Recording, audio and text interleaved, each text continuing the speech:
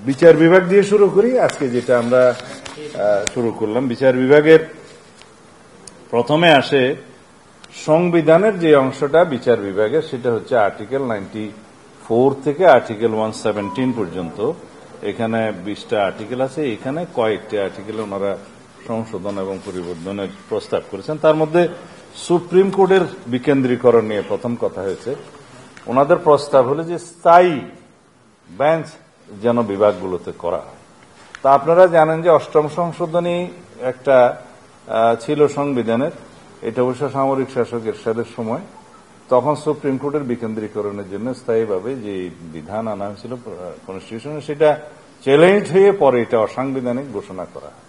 তো সুপ্রিম কোর্টের এটা স্থায়ী হাইকোর্টের হাইকোর্ট বিভাগের স্থায়ী আসন সংবিধানের মৌলিক কাঠামোর সাথে যায় না এবং সাংঘর্ষিক, এবং একটা যেহেতু কনস্টিটিউশনের উপরে একটা জাজমেন্ট আছে তখনকার, এটা বাতিল করার জন্য আমরা বলেছি যে সার্কিট বেঞ্চ স্থাপনের জন্য আর্টিকেল 100 প্রভিশন আছে যে এইটার উপরে যেন কম্পালশন একটা আনতে পারি আমরা জুডিশিয়ারিকে, যেন আমরা এখানে কনস্টিটিউশনে একটা প্রভিশন করতে পারি অথবা সাবসেকশন করতে পারি ওখানে, যাতে প্রতি বছর প্রয়োজনীয় সংখ্যক সার্কিট বেঞ্চ স্থাপনের জন্য এখানে একটা বাধ্যবাধকতা আরোপ করা যায়। তাতে একই ফাংশনটা করা যাবে। আর সুপ্রিম জুডিশিয়াল অ্যাপয়েন্টমেন্ট অথবা জুডিশিয়াল অ্যাপয়েন্টমেন্ট কমিশন নামে একটা কমিশন করার কথা ওনারা এখানে করেছেন। তা আমরা এটা নীতিগতভাবে একমত, বলেছি যে এটা সংসদে আলোচনা করতে হবে, কারণ সংবিধানে একটা নতুন প্রভিশন অ্যাড করা প্রয়োজন হবে, যাতে জাজেস, হাইকোর্ট সুপ্রিম কোর্টের জাজেস নিয়োগের ক্ষেত্রে কি কি বিধিবিধান কিভাবে করা সম্ভব ইত্যাদি আমরা বিস্তারিত এখানে আলাপ করছি না, সেটা আমরা নীতিগতভাবে একমত। তবে এটা একটা নতুন বিধান যুক্ত করতে হবে সংবিধানে। 95-এ আমরা বিচার বিভাগের স্বাধীনতা নিশ্চিত করার জন্য অঙ্গীকার আবদ্ধ, কিন্তু সবকিছু আমরা আইনানুগভাবে এবং সাংবিধানিকভাবে করতে চাই। আর হচ্ছে এটা আর্টিকেল 95(2)তে বিচারকের যোগ্যতা মানদণ্ড এগুলো নির্ধারণ করা আছে। তার মধ্যে একটা নতুন ক্রাইটেরিয়া ওনারা এখানে প্রেসক্রাইব করেছেন, সেটা হচ্ছে যে বিশ্ববিদ্যালয়ের অধ্যাপক, আইনের অধ্যাপকদেরকেও যাতে বিচারক হিসেবে নিয়োগ করা যায়। আমরা বলেছি এই বিষয়টা যে প্রস্তাবিত আইন আছে অথবা এখন যে আইনটা করার চেষ্টা করছে যে বিচারক নিয়োগ অধ্যাদেশ, যেটা এখন হাইকোর্টে চ্যালেঞ্জ হয়েছে বিভিন্ন কারণে, সেই যোগ্যতার ক্ষেত্রে এখানে এই বিধানটা তখন আইনে করা যাবে। আমরা নীতিগতভাবে একমত। এখন সাংবিধানিক কমিশন করার জন্য ওনারা বেশ কয়েকটা অঙ্গকে সাংবিধানিকভাবে আবার কনস্টিটিউশনের প্রতিষ্ঠান হিসেবে নিয়ে আসার জন্য বলেছেন। মানবাধিকার কমিশন, দুর্নীতি দমন কমিশন এবং আরো একটা কমিশন সৃষ্টি করার জন্য বলেছেন, যেটা এখন নাই এক্সিস্টেন্সে, স্থানীয় সরকার কমিশন। তা আমরা বলেছি প্রত্যেকটা কমিশনকে যদি সাংবিধানিকভাবে স্বীকৃতি দিয়ে সংবিধান অন্তর্ভুক্ত করা হয়, সেটা জটিলতা সৃষ্টি হবে। বিদ্যমান আইন দিয়ে যেভাবে পরিচালিত হচ্ছে সেই প্রতিষ্ঠানগুলো স্ট্যাটিউটরি অর্গান হিসেবে সেইভাবে থাকা উচিত। তারপরও আমরা বলেছি আমরা আরো আলোচনা করব, যদি এটা সাংবিধানিকভাবে আমরা যদি তাদেরকে স্বীকৃতি দিতে পারি সংবিধানে এনে। এরপরে জরুরি অবস্থা বিষয়ে কিছু প্রভিশন অনার করেছে। জরুরি অবস্থা জারি করবে, সেখানে ন্যাশনাল কনস্টিটিউশন কাউন্সিলের একটা ভূমিকা থাকবে। আমরা বলছি এখানে ন্যাশনাল কনস্টিটিউশন কাউন্সিলের ধারণার সাথে আমরা একমত নই। আর জরুরি অবস্থা জারির ক্ষেত্রে ওনারা প্রস্তাব করেছেন যাতে মৌলিক অধিকার সহ কিছু কিছু অধিকার যে নাগরিকদের স্থগিত থাকে, সেগুলো স্থগিত রাখা যাবে না এবং আদালতে মামলা করতে পারবে। কিন্তু আমরা বলেছি যে জরুরি অবস্থা তখন জারি করতে হয়, সেটা সংসদ এবং শাসন বিভাগে মানে এক্সিকিউটিভের একটা ফাংশন থাকে এবং সেখানে কিছু কিছু অধিকার স্থগিত করতে হয়। তা না হলে জরুরি আইন জারির কোনো অর্থই থাকে না। সেই বিষয়ে ওনারা আরেকটু চিন্তা করবেন বলেছেন, আমাদেরকে জানাবেন। আর প্রজাতন্ত্রের, নাগরিকতন্ত্রের সম্পত্তি, এটা তো আসলে হবে প্রজাতন্ত্রের সম্পত্তি, এগুলা রাষ্ট্রের কি কি সম্পদ থাকবে সেটা বর্তমান বিধানে যেভাবে আছে সেইভাবে ওনারা সন্তুষ্ট নয়। এটাকে আরো স্পেসিফাইড করতে চান যে রাষ্ট্রের যেমন গভীর সমুদ্রে প্রযোজ্য অধিকার সমূহ, খনিজ সম্পদ, মূল্যবান সামগ্রী এবং blue economy, exclusive economic zone, এগুলা রিডিফাইন করতে চান। আমরা বলেছি এটা আমরা একমত, তবে বিশেষজ্ঞ পর্যায়ে আরেকটু আলোচনা করে যাতে কোনো কিছু বাদ না যায়, আবার অনেক কিছু যেন আমরা অতিরিক্ত ইনক্লুড না করি রাষ্ট্র সম্পত্তি, সেটা পরীক্ষা করতে হবে, আমরা একমত। একইভাবে 143(2) এটাও প্রজাতন্ত্রের সম্পত্তি সম্পর্কিত। এটা আমরা বলেছি যে এখন যে বিধান আছে ওখানে সাফিসিয়েন্টলি ডিফাইন করা আছে, এটা নতুন করে আর প্রস্তাব করার দরকার নেই। আর আন্তর্জাতিক চুক্তির ক্ষেত্রে আমরা বিগত দিনে আপনাদের সাথে আলোচনা হয়েছে, এখানে আবার সেটা রিপিট করা হয়েছে জুডিশিয়ারির ক্ষেত্রে। এখানে কেন আসলো সেটা আমরা আমাদের বোধগম্য না, কারণ অলরেডি আর্টিকেল 145 ক এটা আন্তর্জাতিক চুক্তির ক্ষেত্রে কি কি বিধান প্রযোজ্য পার্লামেন্টে উত্থাপনের ক্ষেত্রে, রাষ্ট্রপতিকে জানানোর ক্ষেত্রে এবং সামরিক প্রতিরক্ষামূলক যে চুক্তিগুলো সেটা ক্লোজ সেশনে উত্থাপনের ক্ষেত্রে বলা আছে স্পেসিফিক। তো সেই জন্য আমরা বলছি এটা অপ্রয়োজনীয়, এটা অলরেডি আছে। আর রাষ্ট্রের সংজ্ঞার মধ্য থেকে বর্তমানে যে আর্টিকেল 152-তে যে সমস্ত সংজ্ঞার আর্টিকেলটা আছে, সেখানে রাষ্ট্র বলতে সংসদ এবং এক্সিকিউটিভ আর স্ট্যাটিউটরি যে প্রতিষ্ঠানগুলো আছে আর কি, সংবিধিবদ্ধ প্রতিষ্ঠান, এগুলোকে রাষ্ট্র বলা হয়।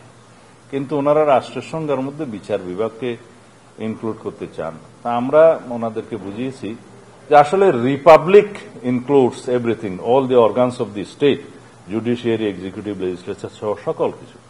কিন্তু রাষ্ট্র বলতে এখানে রাষ্ট্রের সংজ্ঞা পৃথিবীর বিভিন্ন জায়গার ইনস্ট্যান্স আমরা টেনে দিয়েছি। এই জন্যই রাষ্ট্রের সংজ্ঞার মধ্যে জুডিশিয়ারিকে রাখে নাই, বিকজ সমস্ত মামলাগুলো আপনারা দেখবেন হয় রাষ্ট্র বনাম অথবা রাষ্ট্র আরেকজনকে সু করে, সুড এবং ক্যান বি সুড কথাটা লেখা আছে। তো এখানে যদি রাষ্ট্র নিজে বিচার বিভাগ হয় তাহলে এখানে কনফ্লিক্ট অফ ইন্টারেস্ট হবে, রাষ্ট্র বনাম জুডিশিয়ারি হয়ে যাবে তখন, অথবা জুডিশিয়ারি বনাম জুডিশিয়ারি হয়ে যাবে। সেই জন্য এটা একটা আইডিয়া আছে, রাষ্ট্রবিজ্ঞানে আরো অনেক বিতর্ক আছে, এটা ওনারাও চিন্তা করবেন। তো এটা দিয়ে রাষ্ট্রের তেমন কোনো বেশ কিছু পরিবর্তন হবে এমন কিছু নয়। সুতরাং সংজ্ঞার ক্ষেত্রে আমরা এখনো ওনাদের সাথে আলোচনা করেছি, ওনারা আলোচনা করবেন, দেখবেন। এই হচ্ছে সংবিধান সম্পর্কিত আমাদের। আমার কাগজটা দাও, কোনটা? ওইখানে, এটা দাও। আমি আপনাদের সুবিধার্থে কালকে কিছু হোমওয়ার্ক করে কিছু জিনিস, কোনটা আপনারা হয়তো প্রায় সময় জিজ্ঞেস করেন যে কতগুলো একমত হলেন, কতগুলো একমত হলেন না।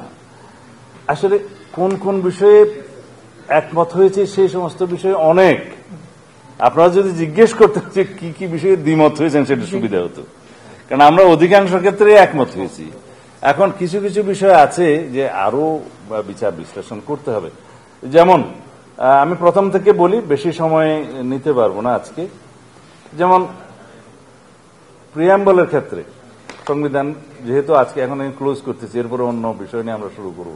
প্রিয়াম্বলের ক্ষেত্রে আমরা বলেছি পঞ্চম সংশোধনীতে যা গৃহীত হয়েছে তা, অর্থাৎ পঞ্চদশ সংশোধনীর পূর্বে। তো ওনারা এখনো আমাদেরকে সেটা ফিডব্যাক দেননি, এবং এখানে ওনারা যে বলেছেন যে সাম্য, মানবিক মর্যাদা ও সামাজিক সুবিচারে ইনক্লুড করা যায় কিনা, বলছি খুবই যায়, এটা আমরা নেব এখানে। আর প্রজাতন্ত্রের ভাগে রাষ্ট্রের নাম পরিবর্তনের ক্ষেত্রে নাগরিকতন্ত্র, জনগণতন্ত্রী বাংলাদেশ, সেটা ওনারা বলছেন যে এটা আমাদের কোনো স্ট্রং পজিশন না, সেটা আমরাও মনে করি।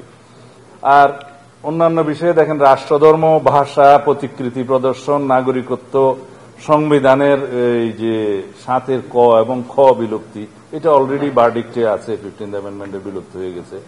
এগুলোর বিষয়ে সংস্কার কমিশনের প্রস্তাবের সাথে আমরা সম্পূর্ণ একমত। তাহলে এখানে 4, 5টা 6টা হয়ে গেল না? আর হচ্ছে রাষ্ট্র পরিচালনার মূলনীতির ভাগে যে বিদ্যমান সংবিধানের আর্টিকেল 8, 9, 10 এবং 12 ওনারা বিলুপ্ত করে এখানে নতুন একটা ভাগের কথা বলেছেন, অন্যান্য আর্টিকেলগুলোকে নিয়ে একটা ওনারা অনেকগুলো বিধান মৌলিক অধিকারের মধ্যে শিফট করে এখানে আর কিছু কিছু ইনক্লুড করতে বলছেন। তবে আর্টিকেল 8, 9, 10 এবং 12 বিলুপ্ত করার যে প্রস্তাবনা দিয়েছেন আমরা একমত। এবং আমরা এখানে প্রপোজ করেছি যে তদস্থলে পঞ্চদশ সংশোধনের পূর্বের অবস্থা এই আর্টিকেলগুলো যা ছিল তা প্রতিস্থাপন করা হবে। আর ওনারা মৌলিক অধিকারের এখানে যেহেতু ধর্মনিরপেক্ষতাবাদ ইত্যাদি ওনারা ডিলিট করার পক্ষে মত দিয়েছেন, আমরা সেটার সাথে একমত। তো তারা বলেছেন যে এখানে বাংলাদেশ একটি বহু জাতিগোষ্ঠী, বহুধর্মী, বহুভাষী ও বহু সংস্কৃতির দেশ, যেখানে সকল সম্প্রদায়ের সহ অবস্থান ও যথাযথ মর্যাদা নিশ্চিত করা হবে। এটা লেখা যায় কিনা? আমরা বললাম যে লেখা যায়, আমরা একমত। সাম্য, মানবিক মর্যাদা ও সামাজিক সুবিচার শব্দাবলী আবার এখানে মৌলিক অধিকারের রাষ্ট্র পরিচালনার মূলনীতির ক্ষেত্রে আনা যায় কিনা? আমরা একমত।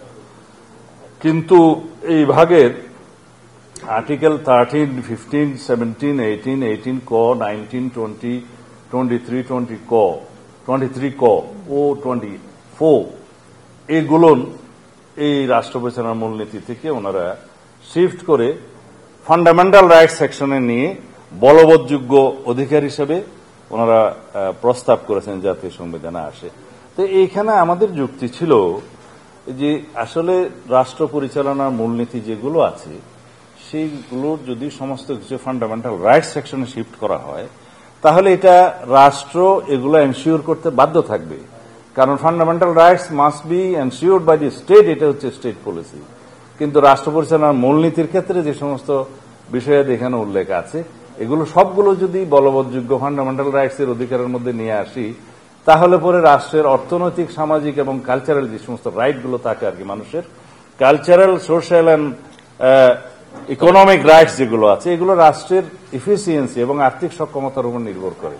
তো সেই জন্য আমরা বলেছি এটা আপনারা আরো পরীক্ষা নিরীক্ষা করতে পারেন। তো ওনারা বলেছেন যে আমরা ফান্ডামেন্টাল রাইটস সেকশনে আর্টিকেল 26 থেকে শুরু করে আর্টিকেল 47 পর্যন্ত এই সেকশনগুলোতে আমরা ফান্ডামেন্টাল রাইটসে আর কি কি অ্যামেন্ডমেন্ট আনতে পারি বা সুপারিশ করতে পারি, এগুলো আমরা একটা ড্রাফট আকারে দিলে সেগুলো আমরা আবার কোনো পরীক্ষা করে আমরা তাদেরকে জানাতে পারবো।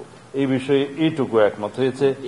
আমি যেমন মৌলিক অধিকারের ক্ষেত্রে নতুন নতুন ওনারা যেটা বলেছেন যে রাষ্ট্রের ইন্টারনেট প্রাপ্তির ন্যায়সঙ্গত অধিকার, সকল নাগরিকের জরুরি চিকিৎসা প্রাপ্তির অধিকার, ভোক্তা সুরক্ষা অধিকার, ন্যূনতম ন্যায্য মজুরি অধিকার ইত্যাদি, এগুলো বিবেচনা করা যায় কিনা ফান্ডামেন্টাল রাইটসে, আমরা বললাম যে এটা আমরা পরীক্ষা করে দেখব।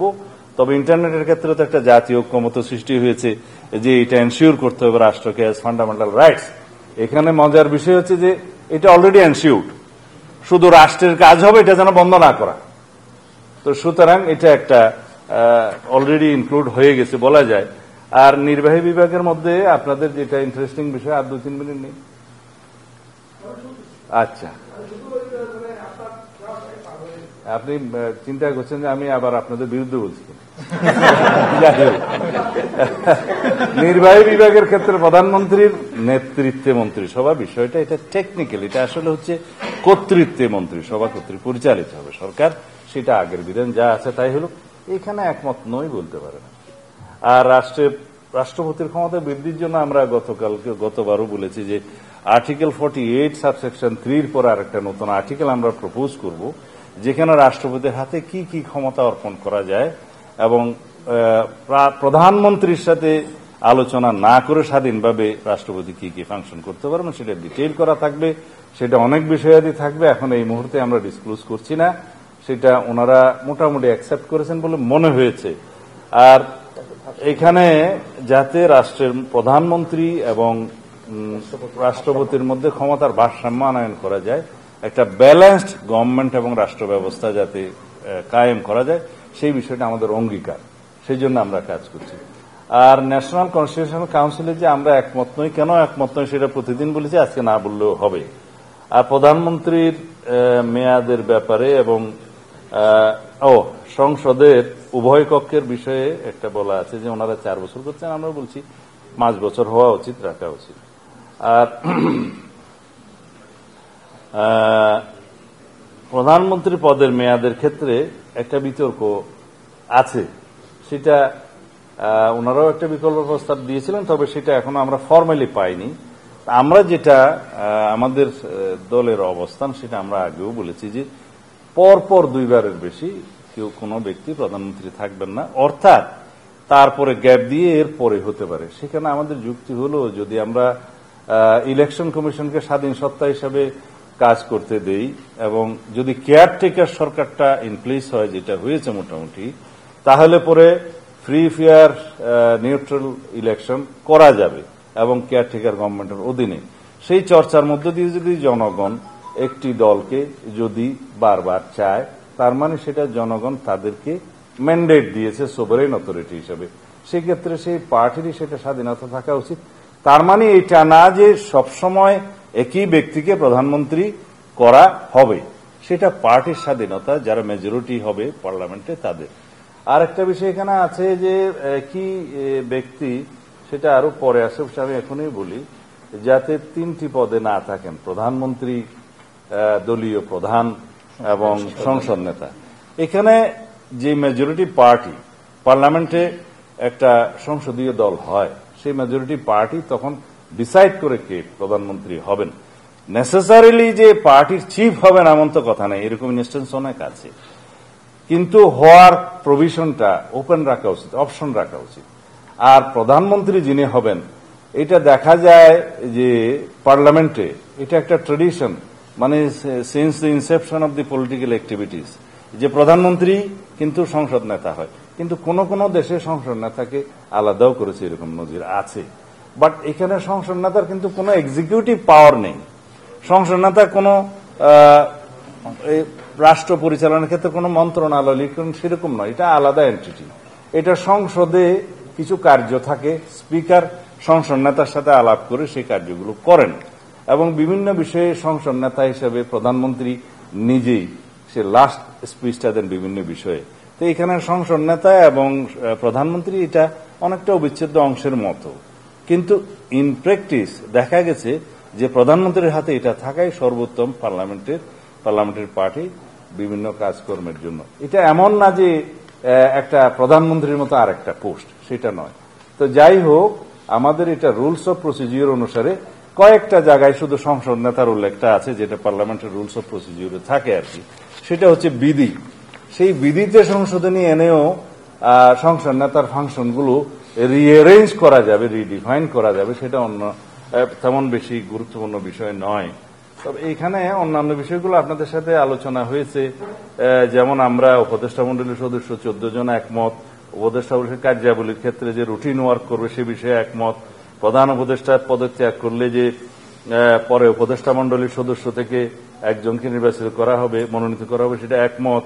তারপরে কোন আইনসভার সদস্য স্থানীয় সরকারের এখতিয়ারাধীনটা গুরুত্বপূর্ণ, কোন সরকারি ও স্বায়ত্তশাসিত প্রতিষ্ঠানের কোন পদে এমপিরা অধিষ্ঠিত থাকতে পারবেন, এটা আমরা নীতিগতভাবে একমত। তবে এটা পার্লামেন্টে আলোচনার একটু দাবি রাখে।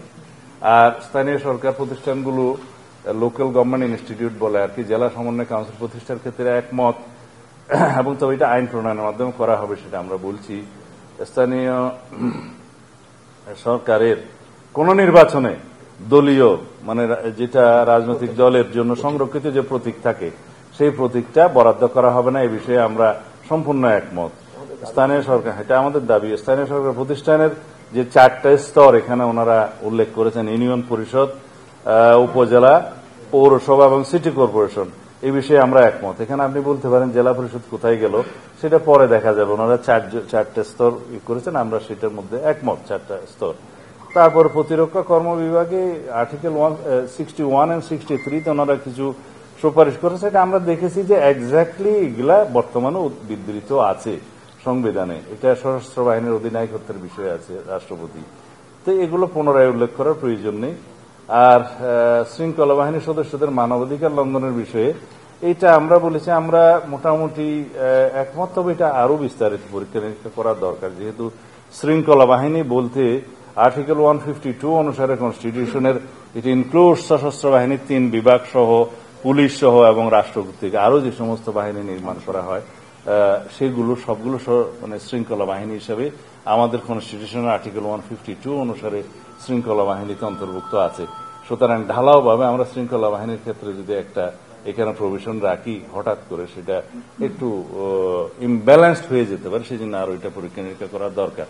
একটা জিনিস ঐক্যমতে আসা যায়, কিন্তু রাষ্ট্রের বিষয়, এটা সংবিধানের বিষয়, রাষ্ট্র পরিচালনার বিষয়, সেটা গভীরভাবে চিন্তা করে সেই জিনিসগুলো সংবিধানে আনতে হবে। আইন বিভাগের ক্ষেত্রে, আইনসভার ক্ষেত্রে আমরা তো আগেই বলেছি যে আমরা দ্বিকক্ষবিষ্ট পার্লামেন্টে একমত।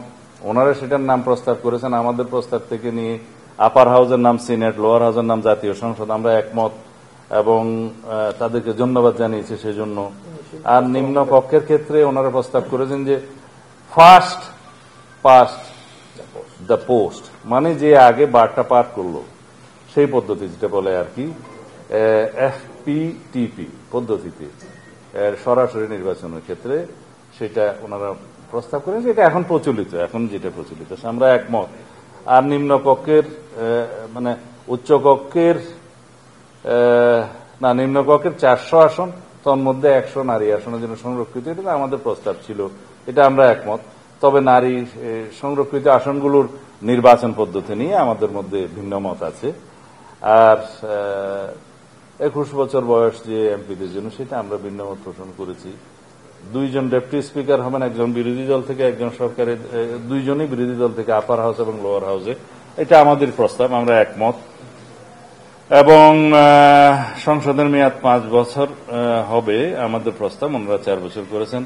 আর আর্টিকেল 70 সম্পর্কে কি আজকেও বলতে হবে?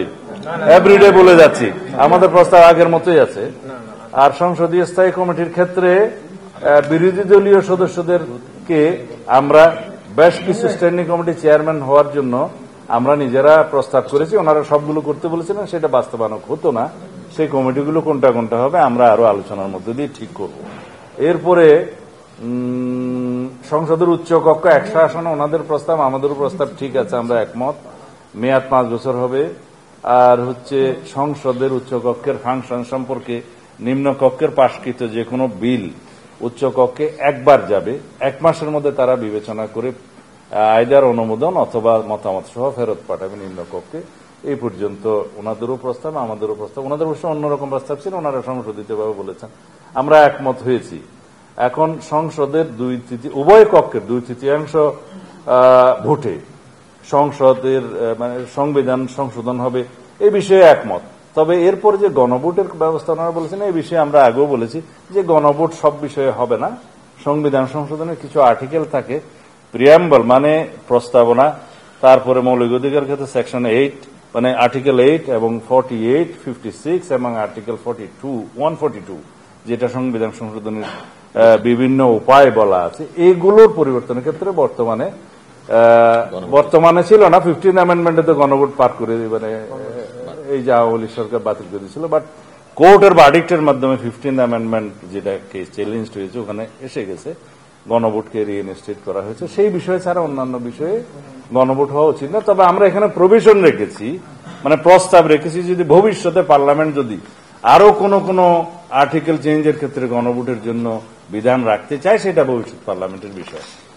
আর হচ্ছে রাষ্ট্রপতির অভিশংসন, আন্তর্জাতিক চুক্তি, আমরা বলেছি যে প্রতিরক্ষা চুক্তিগুলো, সামরিক চুক্তিগুলো, সেটা সংসদে উত্থাপনের ক্ষেত্রে ক্লোজ সেশনটা বর্তমান আর্টিকেল 145 খুব সম্ভবত উল্লেখ আছে, সেই ক্ষেত্রে 145 ক সে উল্লেখ আছে, সেটা ফলোড করা যায়, এখানে বিস্তারিত আছে।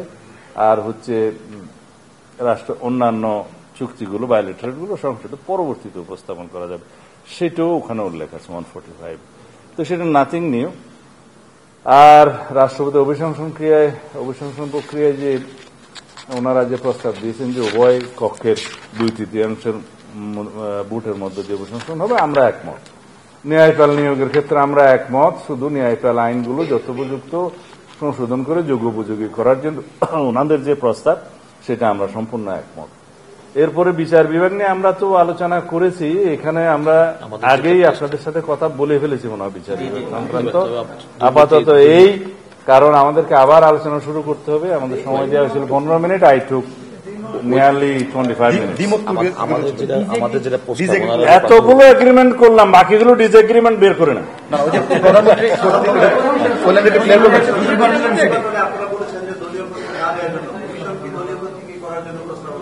কে? স্থানীয় সরকার না, এটা স্থানীয় সরকারের প্রস্তাব, এটা আমাদের আগের দাবি ছিল। তো তো স্থানীয় সরকারের কোন নির্বাচনে রাজনৈতিক দলের যে সংরক্ষিত প্রতীক সেটা দেওয়া যাবে। আপনি একটা কথা বলছিলেন প্রধানমন্ত্রী কর্তৃক বিচার যে একমত নয়, ওইটা একটু ক্লিয়ার করবেন। হ্যাঁ, যে প্রধানমন্ত্রীর শাসিত একটা কথা বলছিলেন। না, ওই যে কর্তৃত্ব, ওই যে প্রধানমন্ত্রীর নেতৃত্বে এবং কর্তৃত্ব, ক্যাবিনেট এটা হচ্ছে মন্ত্রী পরিষদে প্রধানমন্ত্রীর কর্তৃত্বে পরিচালিত হয়। এখন ওনারা বলছিলেন যে কালেকটিভলি প্রধানমন্ত্রীর নেতৃত্বে মন্ত্রিসভা কর্তৃক পরিচালিত হবে, তাহলে এখানে প্রধানমন্ত্রীর কর্তৃত্বটা থাকে না। আমরা বলছি এটা বর্তমান প্রভিশন যেটা আছে, প্রধানমন্ত্রীর কর্তৃত্ব শব্দটা থাকা উচিত। প্রধানমন্ত্রী পরপর দুইবারের পরে আর নির্বাচিত হতে পারবেন না, এরকম একটা একই ব্যক্তি ওনারা বলেছিলেন যে একটা বিকল্প প্রস্তাব আপনাদেরকে দিয়েছিলেন। বিকল্প ব্যবস্থাটার জন্য অপেক্ষা করেন। আপনাকে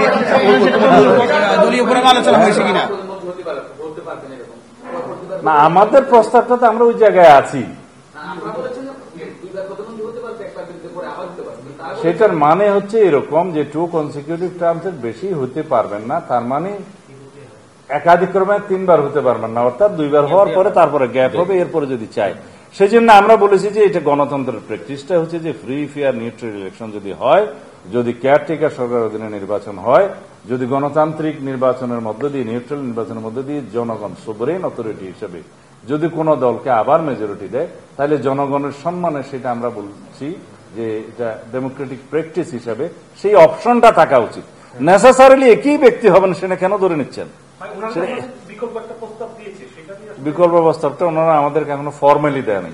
ফর্মালি দিলে 70 অনুচ্ছেদের বিষয় নিয়ে আপনারা ঐক্যমত্যে কি ওনারা পৌঁছান? আপনারা যে প্রস্তাব না না, আমরা শুনেছি 70 অনুচ্ছেদের বিষয়ে অধিকাংশ দল আস্থা ভোট এবং অর্থ বিল এই 2 বিষয়ে ছাড় দিতে রাজি আছে, কিন্তু আমরা এর সাথে যুক্ত করেছি সংবিধান সংশোধন এবং জাতীয় নিরাপত্তা। এই 4টা আমরা কি রাজি হয়েছে কিনা আপনাদের 4টার? না, জানাইনি। এই 4টা, ওইটা জাতীয় ঐক্যমত্য হলে তখন দেখা যাবে। এই 4টা বিষয়ে বাদে বাকি সমস্ত বিষয়ে এমপিদেরকে স্বাধীনভাবে আলোচনা। প্রধান বিচারপতি নিয়োগ প্রক্রিয়া নিয়ে কোনো কথা হয়েছে কিনা? তাদের একটা প্রস্তাব ছিল, ওনাদের প্রস্তাব ছিল সিনিয়র মোস্ট যেন পরবর্তী মানে অ্যাপিলেট ডিভিশনের সিনিয়র মোস্ট যেন চিফ জাস্টিস হন। তা আমাদের প্রস্তাব হয়েছে যে রাষ্ট্রের মধ্যে কিছু অসঙ্গতি আগে দেখা গিয়েছে, সর্বক্ষেত্রে যদি আমরা ফিক্স করে দিই, কোনো অপশন যদি না থাকে ভবিষ্যতে, যেহেতু আমরা জুডিশিয়ারির ফুল ইন্ডিপেন্ডেন্সটা এনশিওর করতে চাই, সেই ক্ষেত্রে আমি বলবো না আগের মতো বিতর্কিত কিছু বিচারপতি যদি চিফ জাস্টিস হয়ে যান তাহলে রাষ্ট্রের জন্য এটা কল্যাণকর হবে না। সেই জন্য একটা অন্তত অপশন থাকা উচিত যে সিনিয়র মোস্ট অ্যাপিলেট ডিভিশনের বিচারপতিদের মধ্যে কমসে কম 2 থেকে 3 জন যেন এই অপশনের মধ্যে থাকে। তো সেই জায়গাটা এখনো গৃহীত হয় নাই, সেটা আলোচনা চলছে। কারণ হচ্ছে আমি বলি যে রাষ্ট্রের মধ্যে necessity makes law, doctrine of necessity, এবং আমাদের বুঝতে হবে যে safety of the state is priority, এটাই সর্বোচ্চ আইন, এবং সুপ্রিম ল বলে safety of the state and safety of the people is supreme law. তো সেই বিষয়গুলো বিবেচনা রেখে এবং ডক্ট্রিন অফ নেসেসিটিটা বিবেচনায় রেখে কিছু অপশন এরকম রাখার সুবিধা। আর না হলে পরে এমন হয়তো কোনো ব্যক্তির হাতে রাষ্ট্র পড়ে যাবে যেটা রাষ্ট্রের জন্য অকল্যাণকর হবে। এটা আমাদের প্রস্তাব। রাষ্ট্রপতি ক্ষমা প্রদর্শন নিয়ে তারা একটি আইন করার কথা বলেছিল, এটি কি এই বিষয়ে এখানে আসে নাই, এই বিষয়ে আসে নাই।